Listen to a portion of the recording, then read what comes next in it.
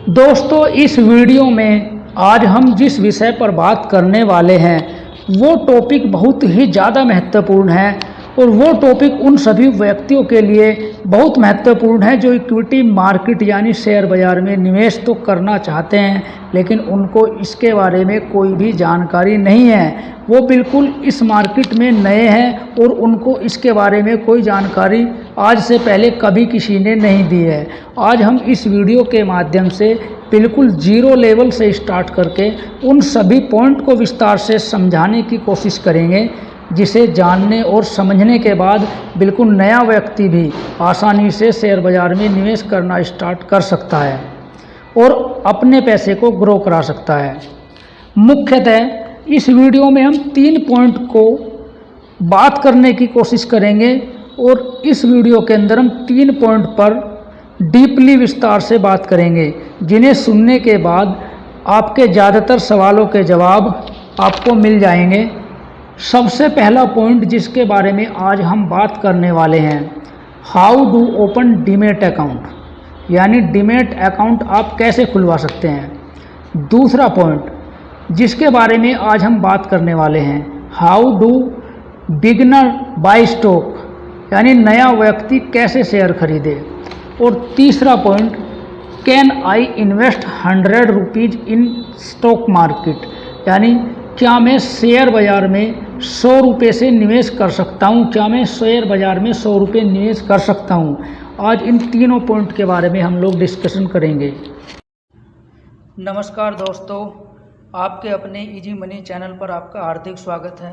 अगर आप stock market से जुड़ी अच्छी इन्फॉर्मेशन चाहते हैं तो आप हमारे चैनल को सब्सक्राइब कर सकते हैं, ताकि आपको राइट इन्फॉर्मेशन राइट टाइम पर मिल सके। आइए सबसे पहले पॉइंट को हम समझने की कोशिश करते हैं। How do open demat account, demat account कैसे खुलवाए, इसके बारे में हम लोग एक बार विस्तार से आपको जानकारी देने की कोशिश करते हैं। दोस्तों, शेयर बाज़ार में निवेश करने के लिए आपके पास एक डीमैट अकाउंट होना चाहिए। अगर मैं आपको डीमैट अकाउंट के 2021 के आंकड़ों के बारे में बताऊं तो आपको ये जानकर आश्चर्य होगा कि हमारे देश इंडिया में 2021 की रिपोर्ट के अनुसार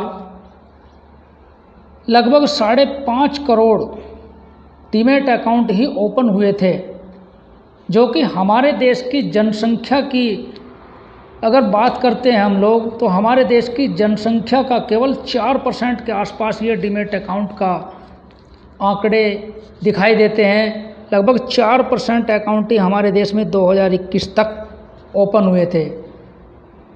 इस बात से हम यह अनुमान लगा सकते हैं कि हमारे देश में अभी शेयर बाज़ार के बारे में ज़्यादा जानकारी नहीं है।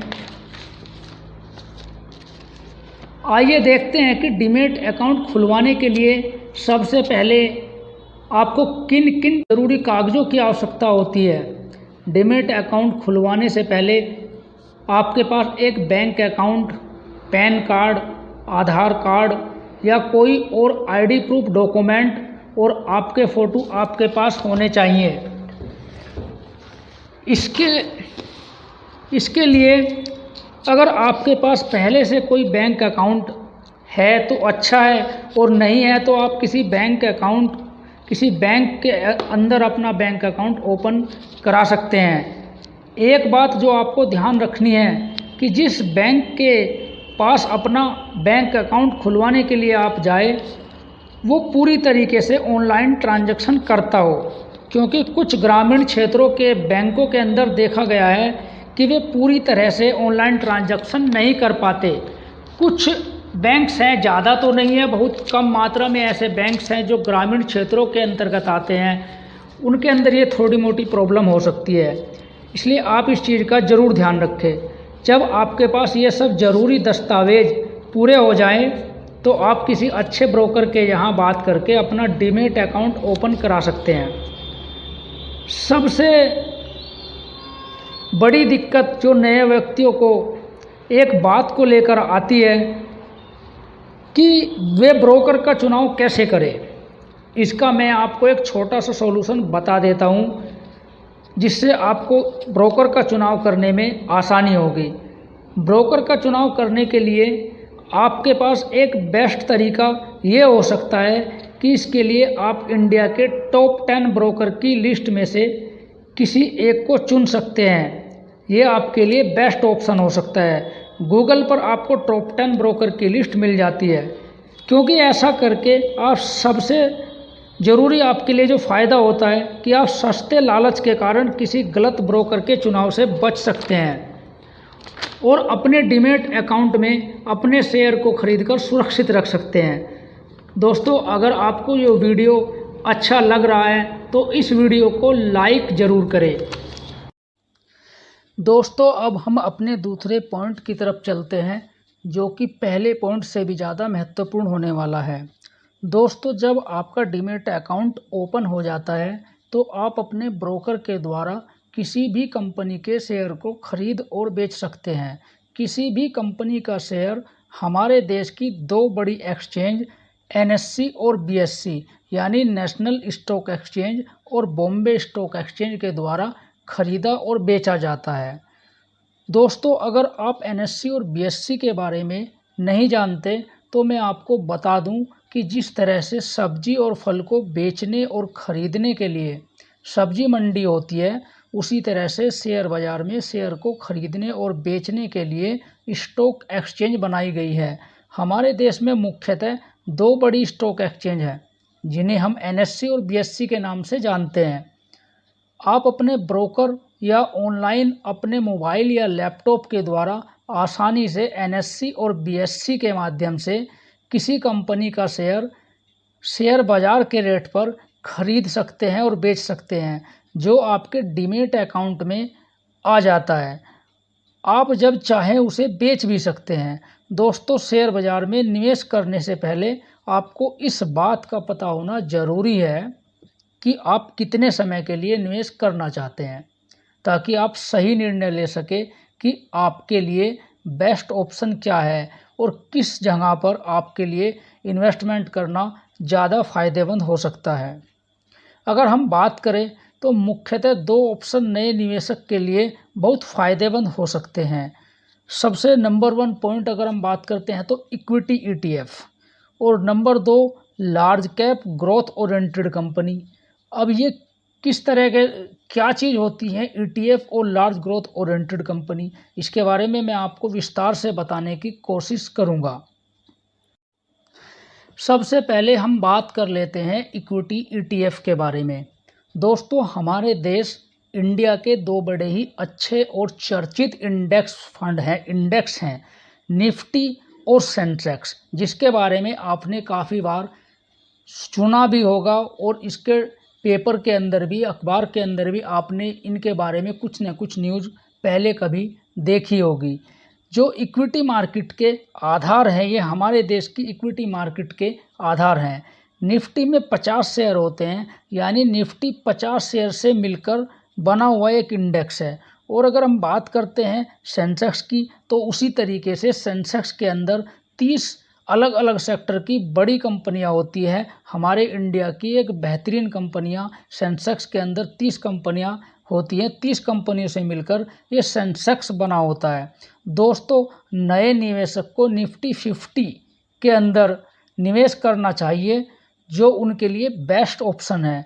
निफ्टी 50 में आप सीधे निवेश नहीं कर सकते, ये मैं आपको पहले क्लियर कर देना चाहता हूँ। इसके लिए आपको निफ्टी के 2 प्रमुख पार्ट को समझने की आवश्यकता है और उसके बारे में मैं आपको बताना ज़रूर चाहूँगा। पहला पार्ट की अगर हम बात करते हैं तो निफ्टी के पहले पार्ट को हम लोग निफ्टी बीज बोलते हैं, और अगर दूसरे पार्ट की हम लोग बात करते हैं तो दूसरे पार्ट को हम लोग जूनियर बीज बोलते हैं। पहले हम निफ्टी बीज को समझने की कोशिश करेंगे कि निफ्टी बीज आखिरकार होता क्या है और इसके अंदर हम लोग अपने पैसे को किस तरीके से इन्वेस्टमेंट कर सकते हैं।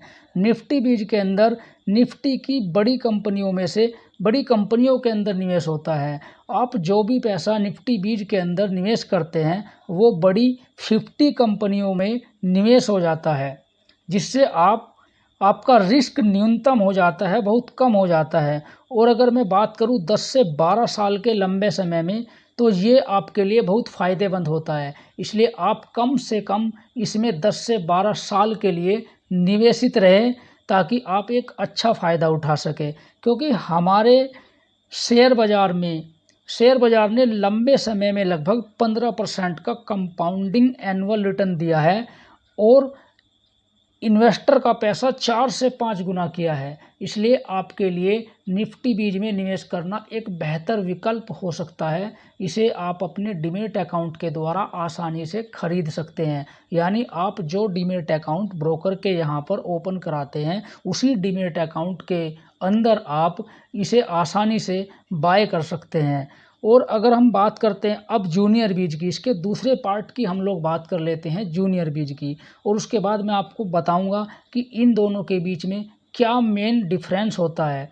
जूनियर बीज के बारे में अगर हम जानने की बात करते हैं तो जूनियर बीज भी निफ्टी बीज की तरह ही निवेश करने का एक अच्छा विकल्प है। इसके अंदर छोटी कंपनियों में निवेश होता है। और अगर हम बात कर रहे थे अभी निफ्टी बीज की, तो निफ्टी बीज और जूनियर बीज में केवल इतना डिफरेंस है कि निफ्टी बीज के अंदर बड़ी कंपनियों के अंदर निवेश होता है, लार्ज कैप कंपनियों के अंदर निवेश होता है, और जूनियर बीज के अंदर छोटी कंपनियों के अंदर निवेश होता है। जिससे जूनियर बीज में अगर हम बात करते हैं तो इसके अंदर रिटर्न और रिस्क निफ्टी बीज से अधिक होता है। इसके अंदर पिछले कुछ सालों में 20% एनुअली तक का भी रिटर्न मिला है।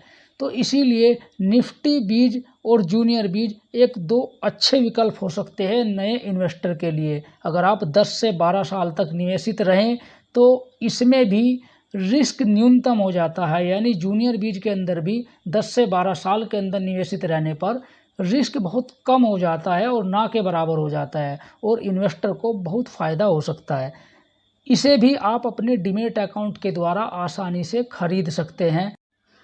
दोस्तों अब बात करते हैं हम दूसरे ऑप्शन की, लार्ज कैप ग्रोथ ओरिएंटेड कंपनियों के द्वारा इन्वेस्टमेंट करने के बारे में। ये ऑप्शन नए इन्वेस्टर के लिए एक बेहतरीन अपॉर्चुनिटी, बेहतरीन इन्वेस्टमेंट पॉइंट हो सकता है, तरीका हो सकता है, जिसके द्वारा इन्वेस्टमेंट करके एक नया निवेशक कम रिस्क के साथ एक बेहतरीन ग्रोथ ले सकता है, अपने पैसों को एक अच्छी जगह पर इन्वेस्टमेंट कर सकता है और एक अच्छा पैसा बना सकता है। दोस्तों जो निवेशक सीधा किसी इंडिविजुअल कंपनी के शेयर को खरीदना चाहते हैं, उनके लिए डायरेक्ट इक्विटी मार्केट की कंपनियों में निवेश करना एक बेहतरीन विकल्प है। वैसे तो आप लार्ज कैप, मिड कैप और स्मॉल कैप सभी कंपनियों में सीधे निवेश कर सकते हैं, लेकिन मैं नए निवेशक को शुरुआत में केवल बड़ी कंपनियों में निवेश करने की सलाह देता हूं, क्योंकि बड़ी कंपनियों में उनके लिए रिस्क बहुत कम होता है और प्रॉफिट की संभावना बहुत ज़्यादा अधिक होती है। क्योंकि नया निवेशक मार्केट की अप एंड डाउन को सहने में असमर्थ होता है और उसे झटके लगने की आदत नहीं होती है। इसलिए मैं नए निवेशक को बड़ी कंपनियों के अंदर ही, लार्ज कैप कंपनियों के अंदर ही इन्वेस्टेड रहने की सलाह देना चाहता हूं। और अगर हम बात करते हैं अभी large cap growth oriented company, तो large cap growth oriented company उन कंपनियों को बोला जाता है जो इक्विटी मार्केट के अंदर बहुत बड़ी मार्केट कैप वाली कंपनियां होती है, जैसे कि मैं आपको पहले भी बता चुका हूं। यानी उनकी इक्विटी एसेट वैल्यू बहुत बड़ी होती है। मुख्यतः सेबी जो हमारे इस स्टॉक मार्केट की रेगुलेटरी है, सेबी के नियम अनुसार जो कंपनी शेयर बाज़ार में टॉप 100 यानी टॉप कंपनी 100 कंपनी की लिस्ट में आती है, उनको लार्ज कैप कंपनी बोला जाता है। ये एक सेबी के नियम के अनुसार एक नियम बनाया गया है। अगर इन्हीं टॉप 100 कंपनी में से अच्छी ग्रोथ वाली कंपनियों को हम लोग अलग कर लेते हैं, तो उन कंपनियों को large cap growth oriented company बोला जाता है। इन कंपनियों के अंदर किया गया निवेश ज़्यादा सुरक्षित और फ़ायदेमंद होता है, क्योंकि उनके अंदर रिस्क कम और रिटर्न ज़्यादा मिलने की संभावना होती है। इसीलिए नए निवेशक को इन्हीं ग्रोथ ओरिएंटेड लार्ज कैप कंपनियों के अंदर इन्वेस्टमेंट करना ज़्यादा फ़ायदेमंद होता है। दोस्तों मैं इसके बारे में भी आपको एक गोल्डन पॉइंट देने की कोशिश करता हूँ, इस गोल्डन पॉइंट से आपको बहुत फ़ायदा हो सकता है। वो गोल्डन पॉइंट ये है कि आपको केवल उन्हीं कंपनियों के अंदर निवेश करना चाहिए जिनका बिजनेस मॉडल ऐसा है कि जो लगातार ग्रोथ करती रहती है, यानी उनका बिजनेस मॉडल इस तरीके का है कि उनके अंदर स्मूथली एक धीरे धीरे ग्रोथ चलती रहती है। जैसे कि अगर मैं आपको उदाहरण के लिए बताना चाहूँ तो आप एशियन पेंट और पीडीलाइट का बिजनेस देख सकते हैं। इसकी ग्रोथ सस्टेनेबिलिटी इसकी बहुत अच्छी ग्रोथ है। धीरे धीरे इस कंपनी की ग्रोथ बहुत अच्छी सेल्स होती है। इस कंपनी की बहुत अच्छे प्रोडक्ट्स ये कंपनियां बनाती है। इसका बिजनेस मॉडल बहुत अच्छा है। इनमें निवेश करने की मेरी आपको कोई पर्सनल सलाह नहीं है, मैं केवल उदाहरण के लिए आपको बता रहा हूँ। आप अपनी इच्छा से ही निवेश करिए, अपनी इच्छा से ही कंपनियों का सिलेक्शन करिए और इसी तरीके से आप अच्छी बिजनेस वाली कंपनियों का सिलेक्शन करिए। ऐसी और भी कंपनी शेयर बाज़ार में लिस्टेड हैं, आप चाहें तो उनको अच्छी तरीके से ढूंढ सकते हैं और मार्केट में इनके प्रोडक्ट्स की सेल्स को देखकर भी, प्रोडक्ट्स के नाम को देखकर भी आप अंदाज़ा लगा सकते हैं। जैसे कि अगर मैं बात करूं एक कंपनी अगर मैं आपको उदाहरण देना चाहूं तो आप देख सकते हैं हिंदुस्तान यूनिलीवर। हिंदुस्तान यूनिलीवर देश की बड़ी बेहतरीन कंपनी है, उसके प्रोडक्ट्स हम लोग लगातार रोज़ यूज करते हैं। कोलगेट चौथी नंबर की कंपनी। इसी तरीके से बहुत सारी कंपनियां मार्केट के अंदर लिस्टेड है जो एक बेहतरीन इन्वेस्टमेंट साबित हो सकती है और उनके अंदर रिस्क भी बहुत कम है। यानी उनकी जो ग्रोथ सस्टेनेबिलिटी है बहुत अच्छा ग्रोथ है और बहुत अच्छे प्रोडक्ट्स वो सेल करती हैं और हर व्यक्ति, ज़्यादातर व्यक्ति उन कंपनियों के प्रोडक्ट्स को कभी ना कभी यूज जरूर करता है और मैक्सिमम टाइम यूज करता है। मैं तो ये बोलूँगा कि मैक्सिमम टाइम यूज करता है।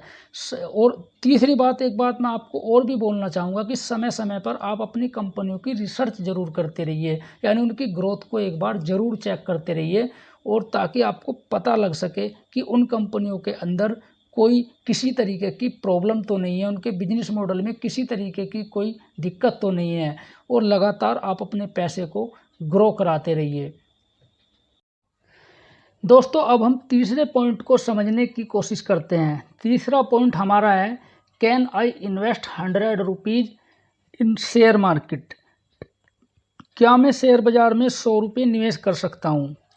दोस्तों अधिकतम व्यक्तियों का इन्वेस्टमेंट अमाउंट को लेकर कुछ इस तरह की धारणा, इस तरीके का सवाल होता है जैसे कि क्या मैं शेयर बाज़ार में 100 रुपये निवेश कर सकता हूँ। इसके लिए मेरा एक ही जवाब होगा कि आप 100 रुपये से कम का निवेश भी शेयर बाज़ार में, स्टॉक मार्केट में कर सकते हैं।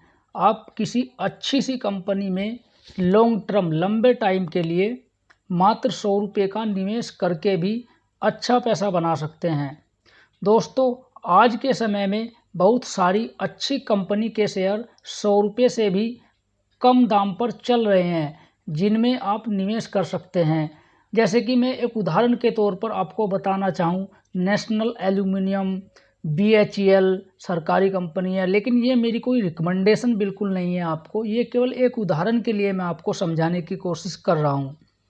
अगर कोई व्यक्ति केवल 100 रुपये महीने की एक छोटी सी अमाउंट शेयर बाज़ार में किसी अच्छे बिजनेस ग्रोथ वाली कंपनी में 20 साल तक निवेश करता है, यानी मेरा कहने का मतलब है कि कोई व्यक्ति अगर 100 रुपये हर महीने किसी अच्छी ग्रोथ वाली कंपनी के अंदर 100 रुपये महीना, मंथली उस कंपनी के अंदर इन्वेस्टमेंट लगातार 20 साल तक करता है तो उसका टोटल अमाउंट आप 20 साल का अगर जोड़ते हैं तो 24,000 रुपये उसका टोटल अमाउंट जमा होता है उस कंपनी के अंदर।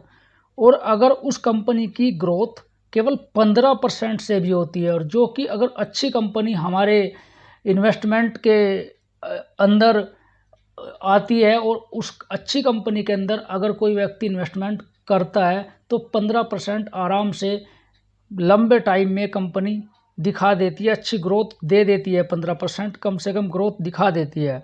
तो 15% से भी अगर हम लोग इसको कैलकुलेट करने की कोशिश करें तो उसका टोटल अमाउंट अगर हम बात करते हैं तो लगभग 1.5 लाख रुपये होता है। यानी 20 साल में आपने 24,000 रुपये 100 रुपये महीना के हिसाब से जमा किए, तब भी आपको 20 साल में लगभग 1.5 लाख रुपये के आसपास आपकी टोटल कैपिटल बन जाती है। ये कैसे होता है? ये कंपाउंडिंग इंटरेस्ट के कारण होता है, यानी जो आप पैसे उसके अंदर जमा करते हैं, जिस तरीके से कंपनी ग्रोथ करती जाती है उसी तरीके से आपका पैसा भी ग्रोथ करता जाता है। और अगर आपका पैसा किसी ऐसी कंपनी में इन्वेस्टमेंट हो जाता है, लकीली आप ऐसी कंपनी के अंदर इन्वेस्टमेंट कर देते हैं जिसमें आने वाले समय में बहुत अच्छी ग्रोथ यानी 25% के आसपास की ग्रोथ देखने को मिल जाती है, तो आपका पैसा यही 100 रुपये महीना आप जमा करते हैं तो आपका पैसा लगभग 7 लाख रुपए तक भी हो सकता है। यानी 20 साल में आपने 100 रुपये महीना जमा किए और आपकी कंपनी ने अगर 25% की ग्रोथ दिखाई अगले 20 साल के अंदर, तो 25% की ग्रोथ के हिसाब से भी आपका पैसा 7 लाख रुपए तक हो जाता है। ऐसी बहुत सारी शेयर बाज़ार में कंपनियां लिस्टेड हैं जिसने लंबे समय में 25% से भी बहुत अधिक रिटर्न दिया है। यानी 25% से ज़्यादा रिटर्न देने वाली कंपनी भी हमारे स्टॉक मार्केट के अंदर लिस्टेड है।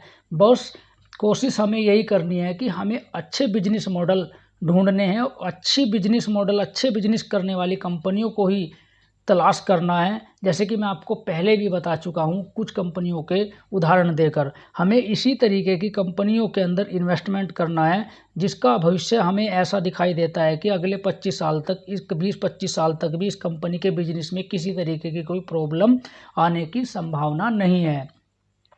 वैसे मैं आपको एक बात ज़रूर बताना चाहूँगा कि नए इन्वेस्टर हो या कोई भी पुराना इन्वेस्टर हो, कभी भी एक कंपनी के अंदर स्टॉक मार्केट के अंदर इन्वेस्टमेंट नहीं किया जाता। यानी अगर आपके पास 1 लाख रुपए इन्वेस्टमेंट करने के लिए हैं तो आपको कम से कम 20 कंपनियों के अंदर अपने पैसे को इन्वेस्टमेंट करना चाहिए, क्योंकि अगर आने वाले टाइम में किसी 1-2 कंपनी के अंदर प्रॉब्लम आ भी जाए तो आपको कोई प्रॉब्लम नहीं होगी और आपका जो बची हुई 18 या 17 कंपनी जो भी आपकी बची हुई है वो इतना अच्छा रिटर्न बनाकर इन्वेस्टर या आपको, आप मान सकते हैं कि आपने इन्वेस्टमेंट किया तो अच्छी कंपनियां, कम कंपनियां भी आपको इतना अच्छा रिटर्न बनाकर दे सकती है कि जिससे आपको उन 2-3 कंपनियों की कमी महसूस ही नहीं होगी।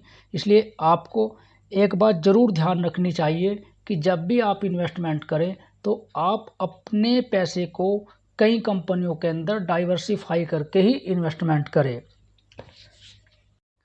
दोस्तों, इस वीडियो के दौरान हमने जिस कंपनी का जिक्र आपके साथ किया है वो केवल आपको समझाने के लिए, एजुकेशन पर्पज़ के लिए हमने किया है। किसी भी कंपनी के अंदर इन्वेस्टमेंट करने की हमारी कोई पर्सनल एडवाइस नहीं है, इसलिए किसी भी कंपनी के अंदर निवेश करने से पहले एक बार उस कंपनी की पूरी तरह से जांच ज़रूर करें।